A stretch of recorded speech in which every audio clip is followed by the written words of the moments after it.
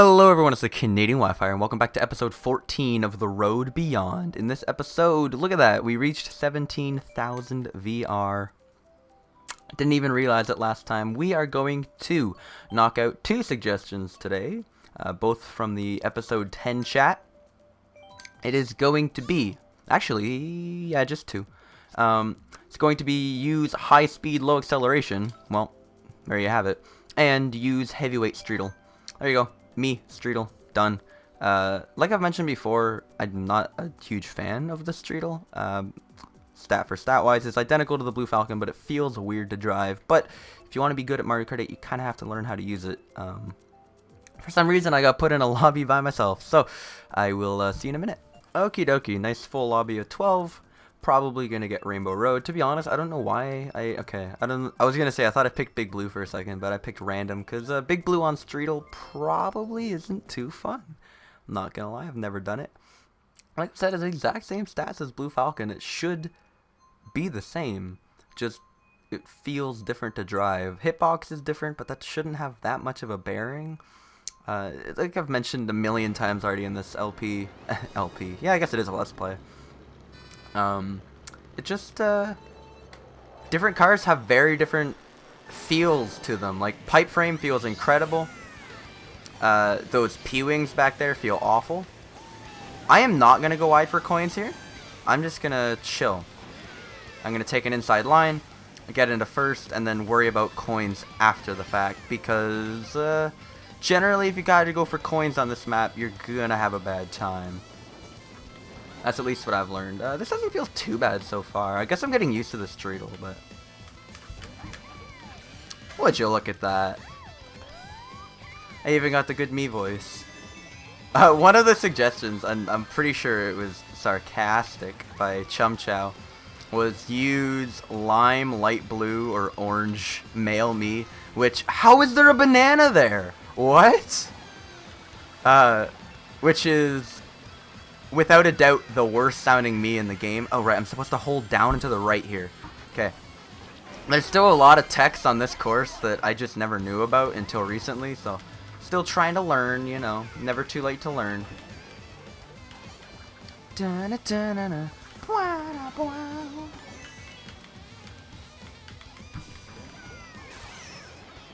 was an okay spot for shock, I suppose. Could have been much worse. Okay, I hear Morton. He's close. Gotta go for item. That's not too helpful, but I should be able to cross the line before any bad things happen. Look at that. It's a good start to the episode. All green. Just similar to the rock and the all blue. I mean, like, that's the thing. At least... my favorite part about the Blue Falcon is how fashionable it is. You got a sick looking cart. You can dress in the Sonic suit with the blue tires and a blue glider. In fact, the tires don't matter because they're hidden. Here you have like a green and black look going on. It's not too bad. Real quick, I'm going to mention. I said last episode this was going to be the episode where I basically devote to talking about AGDQ because of how much of a disaster it was. I promise. After I quickly mention, I don't know how last episode I did a rundown of what's new in Mario Kart 8. How the hell did I not mention Excitebike Arena has a new world record, and it was set by some dude using Tanuki Mario. So, Tanuki Mario, because of his high mini turbo stat, generally in this game, if you want to test this yourself, choose a baby character in like the Biddy Buggy and Button Wheels, and go onto Mario Kart Stadium, get a super mini turbo, and it will last noticeably longer than a heavyweight in a heavy car. Basically, the lighter and more useless your character is, you longer mini turbos. It's the same reason why the Blue Falcon is better than certain cars on certain tracks, just because it has a longer, or a higher mini turbo stat, rather. And obviously a higher mini turbo, it's not very much higher than the Mach 8 or the Circuit Special or any of the max speed cars. But it's higher enough to make a difference to the point where it's faster. Same thing happens with Tanuki Mario. He's the perfect weight class where he's still viable to race as. He's not too slow. But he has a higher mini turbo stat. And all of the mini turbos you get on Excitebike Arena if you've never watched an Excite Bike Arena world record, the whole course is pretty much just ramp drifting. So that's not how you do that area right there. Oh shit, rip. Didn't even notice.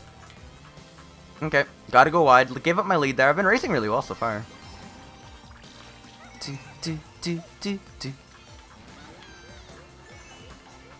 Man, that is difficult. That's just bad news. This is not a good lap 2 for me.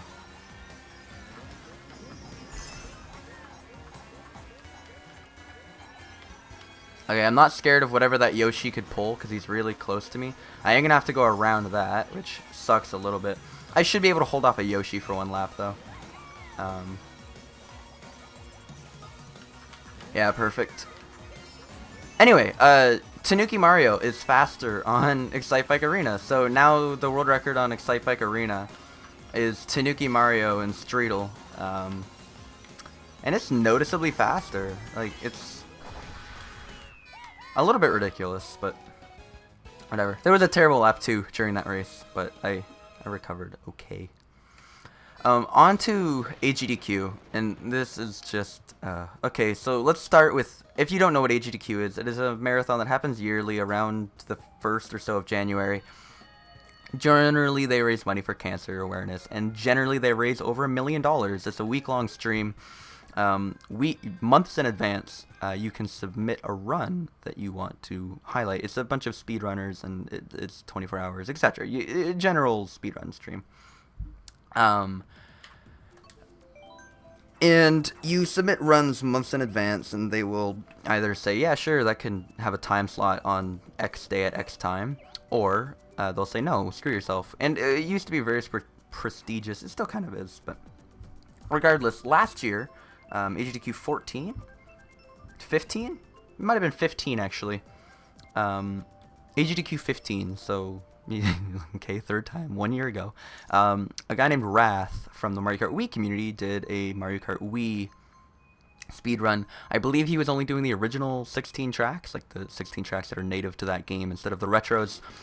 And it was somewhat of a disaster. He didn't commentate, pretty much, which generally, if you're watching that for entertainment, if the run isn't good, you want good commentary. Even if the run is good, you want good commentary.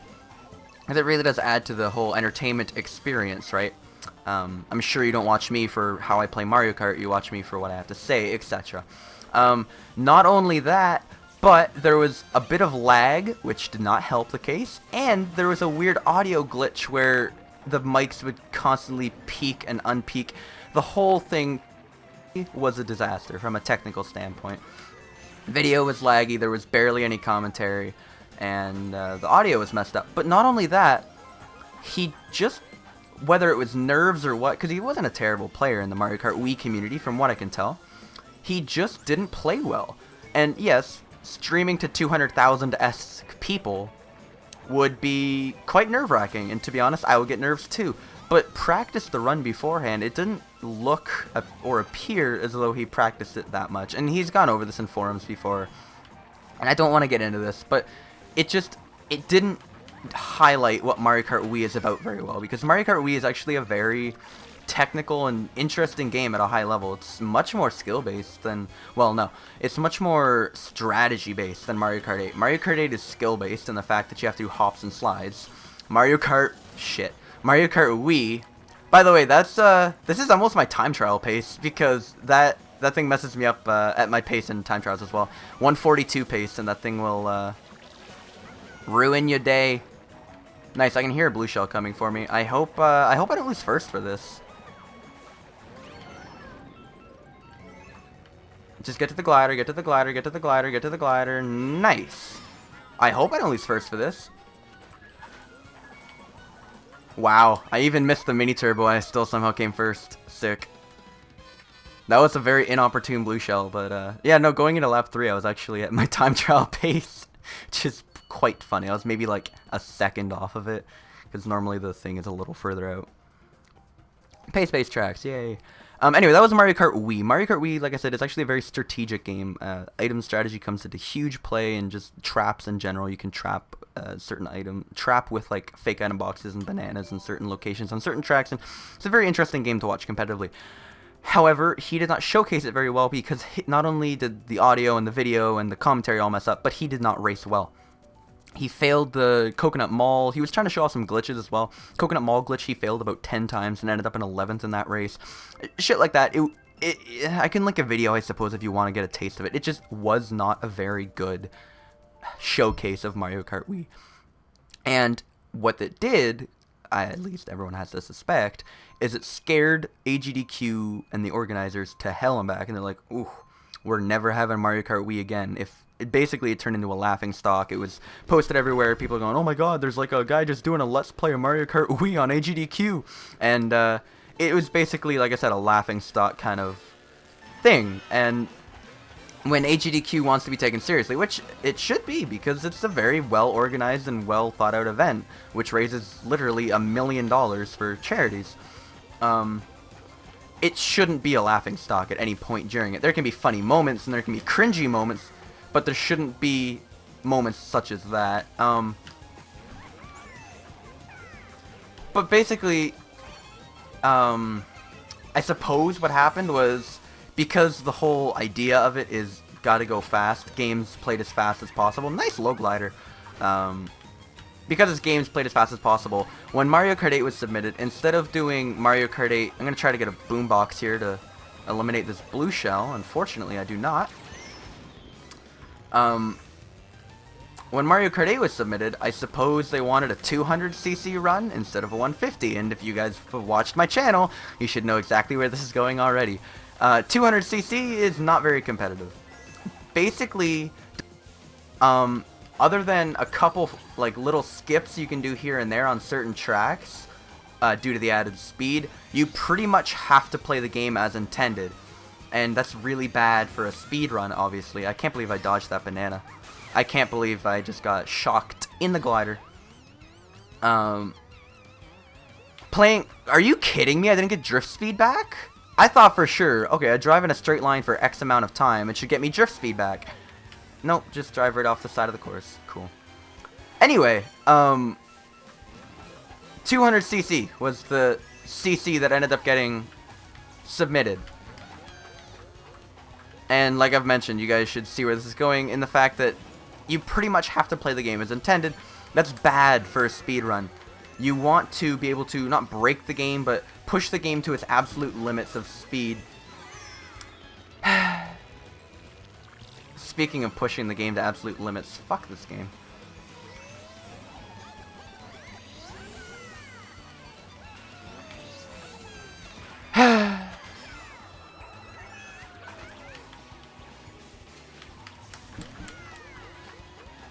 Anyway, I'll do one more race. Taking a sip of me knockoff root beer that I have sitting here. Third time. Playing the game as intended is pretty bad in a speedrun. You want to basically push the limits of the game. And unfortunately, 200cc does not allow you to do that, especially when she was playing... The lady there, she was playing with items on and hard CPU. The CPU is really bad in this game. Even worse on 200cc, like, it's exponentially bad. So the fact that she was getting item spammed at all in any of the races is already cause for concern. Like, items should not basically come into play whether they're on or off, besides a few shocks and blue shells. On that note, to start off, she already... The chat on Twitch, as you have been able to... If you've ever been to Twitch, you know that the chat can be quite ruthless at times. She did not help her cause by starting off the stream basically saying, for every lightning bolt that hits me, I will be donating $1. $1, wow, holy shit, that's a lot of money for... She averages about 15 to 20 lightning bolts in an average run, so you're donating 15 to 20 bucks to a cause that's raising over $1 million. It gets the chat, well, it gets the chat not on your side right off the bat, put it that way. They're already kind of making jokes, etc. Anyway, She got item spammed a few times. She burned out a few times, which is pretty bad. But you know what? If I were to be tasked with playing all 32 tracks, I'd probably burn out once or twice as well. Just, I don't know, you're not paying attention, you time it incorrectly. You shouldn't burn out, especially if you're at AGDQ and you're supposed to be like unbelievably good at this game and you're basically showcasing the game. That's just not something that should happen, but it did. But even with all of that and the fact that it was 200cc, she was good at 200cc, I'll say that. Like, she knew what she was doing. She used a bike for some reason, which people have looked into on the Mario Kart boards, and no, bikes are not faster on 200cc. Karts are still faster because you can slide on them. Didn't do any slides, even despite them being faster on 200cc. No, hops aren't faster, but slides are, and yeah, just out sliding in general. Anyway, that wasn't the part that was terrible. Oh, fuck off. The part that's terrible is this game right here. Can I get shrooms, at least? Guys, pretty far ahead. No, just remove all my items. Know why I want to cross that, to be honest. It was a strange choice. Sick 8th place. I'll do one more race. Do one more race till I don't get screwed over at the end, to be honest. The problem was not any of what I have stated above. The fact that she was far from elite. She was okay, but she was far from elite at the game. Fuck off with these picks. Are you kidding me? Far from elite. And incorrect combo. And 200cc in the first place for Mario Kart 8's first showing on a grand scale like that. Why?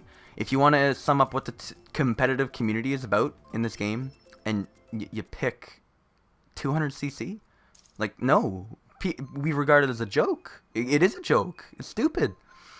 But that wasn't the worst part. The worst part was the guy in the blue on the couch. The couch commentators are people, if you've never watched AGDQ, who sit behind the runner on a couch and basically add color commentary to the stream. Obviously, if you're playing the game at a high level, it could be difficult to constantly be talking and play at a high level, which I learned when I started playing Mario Kart 8. This is to try to alleviate that. There's a couple guys normally on the couch who know about the game.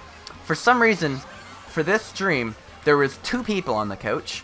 We're going to refer to them as Blue Shirt Guy and Sword of Seals. The only reason I refer to Sword of Seals by his name is because I know who the fuck he is. Sword of Seals is a very good player in Mario Kart Wii. Mario Kart Wii still has a very devout group of fans, and they're very, I guess, strict about what they like. Like, the people who still play Mario Kart Wii hate Mario Kart 8. Troy does not like Mario Kart 8. What's his fate? Mr. Bean absolutely hates Mario Kart 8, and Sword does not like Mario Kart 8. And the fact that on the couch, of the 3 people sitting on the couch, one never said a single thing. Of the 3 people sitting on the couch, and the 2 that talked, Sword of Seals, who hates Mario Kart 8, is the person who is the most knowledgeable about the game. There's a problem there. There's also a problem with this damn game, man. I'm gonna get hit by that, aren't I? Nope. Nice.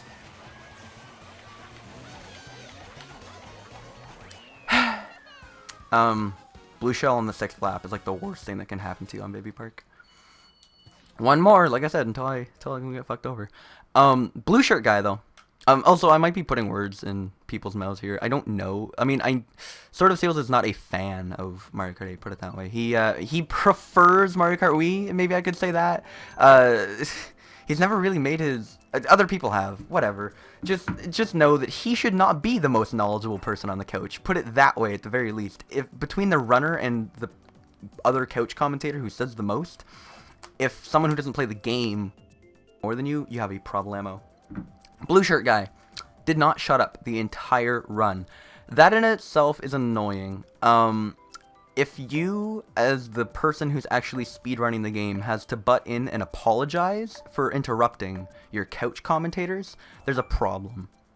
They're there to add a little bit of color. They're not there to narrate over you and annoy the audience, which is basically what ended up happening. Twitch chat was one of 3 things constantly getting spammed. Either feels bad man emotes with this guy just won't stop talking feels bad man just spammed everywhere.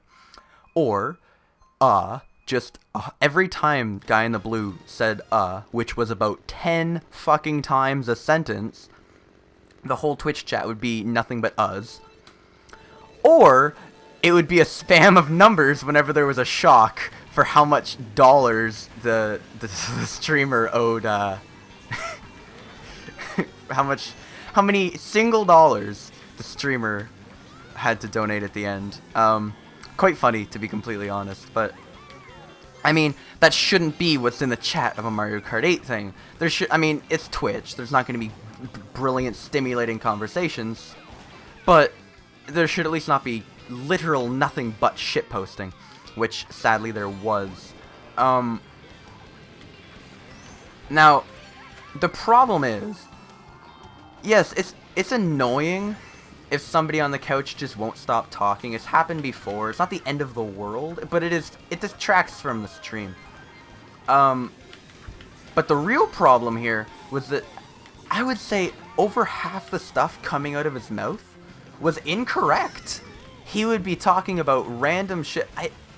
It's just mind-boggling, the stuff that was coming out of this guy's mouth. Like, he'd talk about random things. Oh, so such and such is faster. When, no, it's not faster. Don't tell 200,000 people something if you don't know. Or such things as, oh, on 150cc, such and such and such and such. When this isn't 150cc, a whole lot of people actually got quite angry at that. That shock there, by the way. Excellent timing, dude.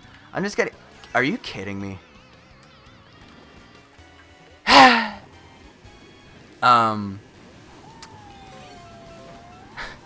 Not only were they not racing on 150cc, but who cares? You're not...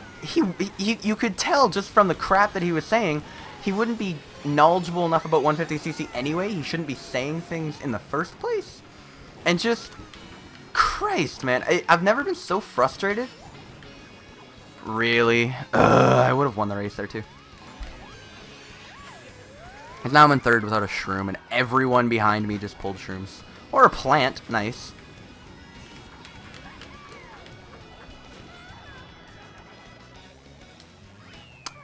Okay, looks like we're doing another race. Red show at the line. Man, this is so frustrating. If I made that shortcut, I would have been in first with a mushroom going into the final cut. Oh my god. If we get some decent track picks too. Last episode I actually turned off DLC because I'm sick and tired of playing the DLC. Nice. DK Jungle, please, for the love of God, everyone pick DK Jungle and we can wrap this up. Yeah, no, it was just a very frustrating stream. I will link the video down below if AGDQ has archived it and uploaded it to YouTube down below. If not, I will link the VOD from Twitch down below, where I highly recommend the Chrome extension ReChat for Twitch, which basically loads back up the chat from what it was at the time. Definitely adds to the experience because you can see all the bullshit people are spewing. Basically, Twitch isn't Twitch without the Twitch chat, so I dislike watching VODs without the chat. Anyway, you'll see how much of a disaster it was. Like, there were times where she got clapped for taking inside lines. There were times where she wouldn't take a single inside line the entire track. There were times where the blue guy on the couch would not mispronounce, just straight get the name wrong of the track. Like, Dry Desert, I believe he referred to as Dusty Desert. He referred to as Sweet Canyon as Sugar Mountain. You know, things that if you're trying to add color to video game at AGDQ, you should probably be at least somewhat knowledgeable about the game, and like to the point of knowing what the tracks are called when they're on the screen in front of you. Another favorite highlight of mine was on TikTok Clock, where he said, going into lap 3, now something really cool about this track is that on lap 3 everything gets faster. Proceeds to notice that nothing gets faster on TikTok Clock on lap 3 because guess what? It never has. And he goes, oh, huh, wait, I don't know why it's not. It's like, yeah, no shit, it's not doing it because it doesn't do it.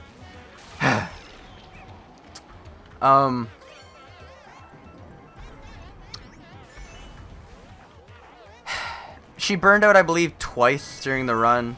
Like I said, 32 tracks, burning out twice. Not great, but... Dude, these crazy 8-pulls behind me. Stop! God, Crazy 8 is the most aggravating fucking item in the entire game. Oh, is it because of the mushroom and the star? No, it's because of the blooper and the red shell.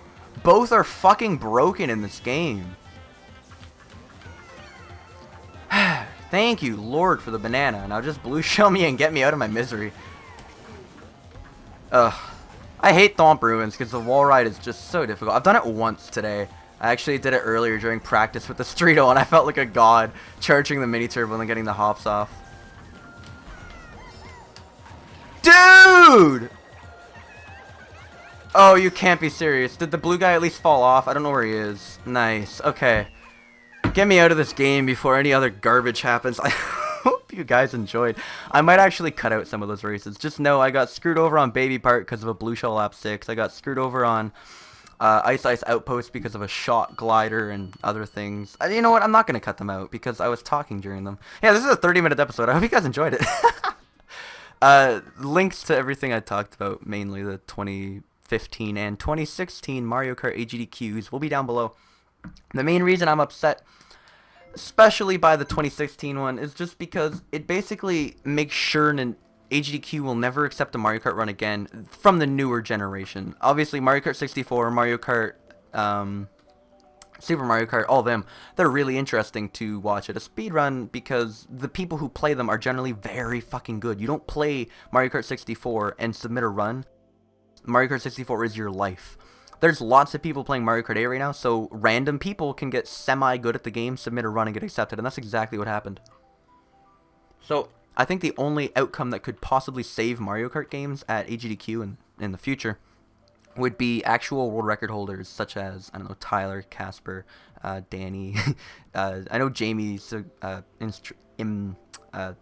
interest, expressed interest, there's the word I was looking for, in going to next year's, because I believe he holds the world record right now on 32 track 150cc, which is the only category that should ever be run. No item 150cc. Like, that's the only category that should be considered for a Mario Kart game. But the problem is, for AGDQ, you have to fly yourself out there, and believe it or not, no one in the Mario Kart community has enough money to just blow on plane tickets out to DC, because nobody makes money in the Mario Kart community. Anyway, I hope you guys enjoyed this one. Like I said, 30-minute episode. Thank you very much for watching, and I hope to see you in the next one. Bye!